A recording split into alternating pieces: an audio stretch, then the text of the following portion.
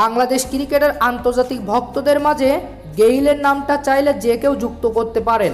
আন্তর্জাতিক ক্রিকেটের মঞ্চে ধারাভাষ্যকক্ষ থেকে বাংলাদেশের খেলোয়াড়দের নিয়ে অনেক ব্যস্ত সময় পার করেন এই ক্রিকেটার। পাকিস্তানের মাঠে বাংলাদেশের দুই ব্যাটার লিটন দাস এবং মেহেদী হাসান মিরাজ যখন বিশ্ব রেকর্ড পার্টনারশিপ গড়েছেন, তখন গেইল চোখ রেখেছেন মাঠের ক্রিকেটে।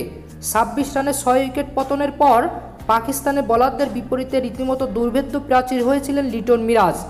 তৃতীয় দিনে 16 রান যোগ করতেই বাংলাদেশ হারায় 6 উইকেট। এমন ধ্বংসস্তূপে ব্যাট করতে এসে প্রতিরোধ করেন লিটন ও মিরাজ। দুজনে মিলে দারুণ সব শট খেলেছেন, রান তুলেছেন দুজনে পাল্লা দিয়ে। সাবলীল ব্যাটিংয়ে সপ্তম উইকেটে 165 রানের জুটি গড়েন তারা। মিরাজ 124 বলে 78 রান করে সাজঘরে ফিরলে ভাঙ্গে সেই জুটি। ততক্ষণে অবশ্য একটি বিশ্ব রেকর্ড গড়ে ফেলেছেন লিটন মিরাজ। 147 বছরের টেস্ট ইতিহাসে 50 রানের কমে ষষ্ঠ উইকেট পতনের পর সপ্তম উইকেটের সবচেয়ে বড় জুটি এটা। এমন জুটির পর বাংলাদেশের দুই ব্যাটারকে প্রশংসায় ভাসালেন গেইল। মাঠের পারফরম্যান্সের চেয়েও গেইল বড় করে দেখছেন দেশকে অনুপ্রেরণা দেওয়ার বিষয়ে। যে লড়াই এবং স্পিরিট বাংলাদেশ দলের কাছ থেকে দেখেছি, ব্যাপারটা দারুণ লাগছে। এমন একটা সময় এমন পারফরম্যান্স যখন তাদের দেশের জন্য নায়কদের সবচেয়ে বেশি প্রয়োজন, আর এই ক্রিকেটাররা দেশকে প্রেরণা জুগিয়ে যাচ্ছে।